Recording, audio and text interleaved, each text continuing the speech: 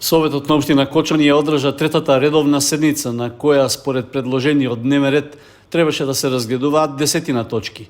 Сепак, уште пред таа да започне имаше неколку процедурални забелешки со барање и предлози за дополнување на дневниот ред, што предизвика непотребни дофрлања од место и натегање и до објаснувања со општинската администрација дали и зашто може да се дискутира. Со тоа, за утврдување на точките, дискусиите се разлекоа на околу 1 час, што практично го потроши половина од вкупното време траење на седницата. Иако дел од предлозите за дополнување на дневниот ред беа конструктивни и во интерес на граѓаните, сепак се отвори расправа за законските и деловнички одредби тие да се вметнат, на што советниците реагираа дека се прават обиди за манипулации. Тоа посебно се однесуваше на предлогот од општинската администрација за уште една точка за предлог членови на управниот одбор на регионалното предпријатие за управување со отпад. Мали деца ли сте овде па да ни појаснувате како да дискутираме од самата говорница? Добро, ти имавте можност, значи вака, процедурално се излегува еднаш, вие излегувате два пати. Затоа ви кажав, ако е поднос на се манипулира и нема да дозволам тоа да продолжи така. Најправин пред да го зема моето процедурално од страна на службите на општината имаше одредена инсинуација дека точката мора да помине за 2-3 дена потврда за неосудуваност. Ти реков ми рече ако не градоначалникот треба да прати за членовите на управниот одбор дека не бива ништо. Абе, нема да се формира предпријатието ако општина Кочани даде членови на управниот одбор. Кого ви лажете и манипулирате? Јас не сум правник, имаме правна служба која ще води општината и имам апсолутно право да им дадам можност да дадат одговор по однос на вашите барања. А дали ќе бидат префатени или не ќе кажат сите советници? Јас сакам да поднесам предлог иницијатива за донесување правилник за утврдување приоритет при асфалтирање на улици на територија на општина Кочани. Значи, граѓаните на општина Кочани имаат еднакво право согласно со исполнетите обврски, односно платени средства за комунално уредување, да ги добијат услугите од општината под еднакви услови. Со оглед на тоа што со години сведочиме дека истото не се случува во пракса, по одредени улици се асфалтираат веднаш по пробивањето, а другите не се асфалтирани по 20 години, иако граѓаните кои што живеат на тие улици уредно и на време ги имаат подмирени своите обврски. За нешта седница, ти го поделам. Може да поделите. Прва точка, облежување со видна ознака на сите возила кои се во различна општина Кочани. Единствена цел за ова е поставување на нова точка на дневен ред да се спречи злоупотребата за службените возила во приватни цели и истовремено да зачува интегритетот и достоинството на лицата кои продолжуваат со нив. По едночасовно натегање за и против, дел од предлозите беа прифатени и се најдоа на дневниот ред, а делот паднаа.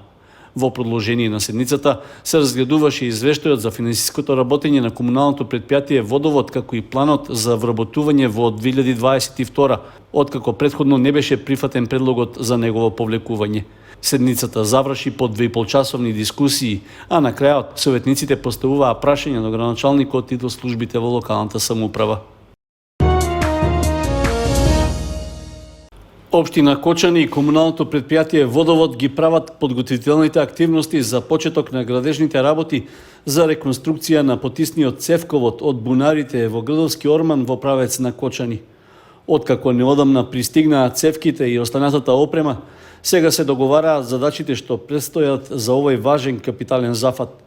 Од локалната самоуправа информираа дека градоначалникот Папазов одржал работна средба со представници од надлежните служби од фирмите изведувачи.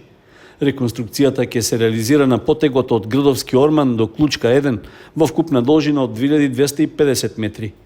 За средината на овој месец е најавена промоција со што ќе стартува реализацијата на проектот за кој општина Кочани од државниот буџет доби 44,5 милиони денари. Финансиската помош ја додели владата по пренамената на средствата за изградба на карго аеродромот кај Штип. Со реализацијата на овој проект ќе се доврши веќе почнатата промена на главниот потисен цевковод, со што во голема мера ќе се намалат загубите на вода за пиење, а ќе се подобри и квалитетот на водата.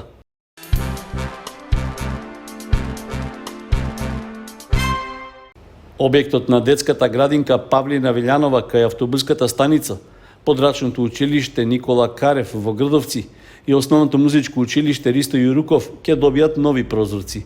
Се работи за проект вреден 1.900.000 денари.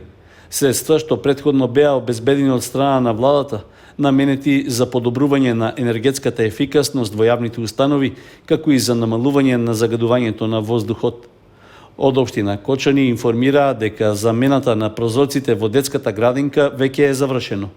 Во наредните 3 недели ќе се работи и во училиштето во Грдовци, а потоа и во музичкото училиште. Изведувач на проектот за сите 3 објекти е компанијата Микомерц од Кавадарци. Во Средното општинско училиште Лјупчо Сантов почна активности во рамки на проектот Креативни вибрации од програмата Еразмус Плюс. Тоа е домаќин на ученици и наставници од Португалија, Шпанија, Италија, Полска и од Романија, кои во Кочани ќе престојуваат една недела. Целта на проектот е преку различни видови креативни идеи заеднички да се најдат решенија за секојдневните проблеми.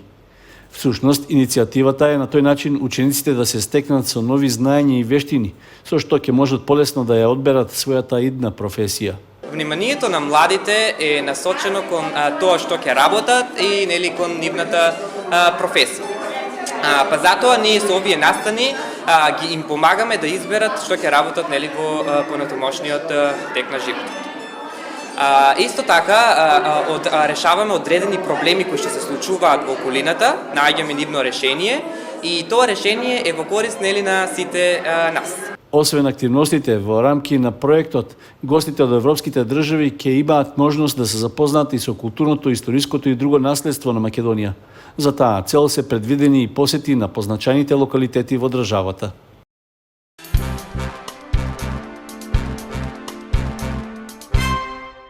Пожарникарите волонтери од Доброволното противпожарно друштво од Кочани се вклучија кон националната иницијатива И јас сум дете за обезбедување новогодишни пакетчиња за деца од општината кои живеат во социјален ризик. На неколку локации во градот веќе се поставени кутии за донирање подароци и пакетчиња. Пред Нова година тие ќе им бидат однесени на децата од загрозените семејства. Председателот на друштвото Златко Илиев истакнува дека по повод светскиот ден на волонтерите, друштвото се вклучило во оваа хумана и благородна иницијатива што се спроведува на територијата на целата држава. Волонтерите веќе поставиле кутии во кои граѓаните ќе можат да ги остават пакетчињата. Одбрани се прометни места како што се кафе баровите Лас Песа и Класик, потоа маркетите Кајтоше и Разно промет, како и во станицата за технички преглед на возила Кузе Моторс. Секој граѓанин може да остави пакетче и со тоа да даде свој придонес за повеќе насмевки кај немалите, додава председателот на друштвото Илиев. Во рамки на своето хумано дејствување, Доброволното противпожарно друштво од Кочани неодамна оформи тим од волонтери со едно теренско возило, што ќе биде на располагање за превоз на лица, храна и лекови за жителите на селата во планинскиот регион на општината, а во зимски услови.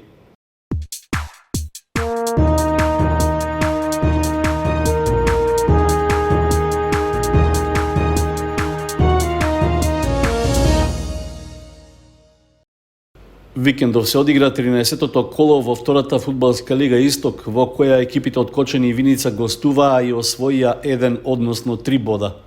Осогово одигра нерешено 1:1 на гостувањето во Градско против предпоследната екипа на Локомотива, иако се очекуваше победа и продолжување на успешната низа надпревари. Домашните играчи им ја расипаа сметката на гостите со водството уште во 7-та минута, а погодокот го постигна Ибрахимовиќ. И покрај обидите на жолтосините да направат изедначување и некаков пресврат, со предноста на домашниот тим се отиде на пауза. Во вториот дел гостите продолжија со ангажираната игра, па во 53-та минута Тоше Манов постигна погодок, што подоцна се покажа дека ќе биде и конечен резултат на средбата. Карактеристично е што играта беше нервозна и со чести прекини, поради што домашниот играч Јованов и гостинските Мемеди и Цури добија црвени картони. Со освоениот бод, Осогово сега има вкупно 18 и е на 6-та позиција. Во следното коло на домашен терен ќе се сретне со Прилепска победа. Слога 1934 како гостин токму на дербито против Прилепчани одигра добра партија и ги освои 3 бода, совладувајќи ја победа со 2:1. Со тоа практично се одлепи од конкурентите за првото место и не достига само 1 бод за да биде сигурен есенски шампион. Гостите од Виница го отворија резултатот во 26-та минута со погодокот на Митров, водство со кое заврши првото полувреме. Во вториот дел нападите на Слога продолжија, а резултат на тоа е вториот гол што го постигна Димитров во 64-та минута. Домаќините успеа да се соземат и да го ублажат поразот во 77-та минута со голот на Ангелески. Со овој успех Слога сега има 31 бод, 4 повеќе од конкурентот Каменица Саса, која како гостин го совлада Детонит во Радовиш. Во следното коло, екипата од Виница на домашен терен ќе има нешто полесна задача токму со Радовишани, поради што повеќе од известно е дека нема да ја препушти лидерската позиција.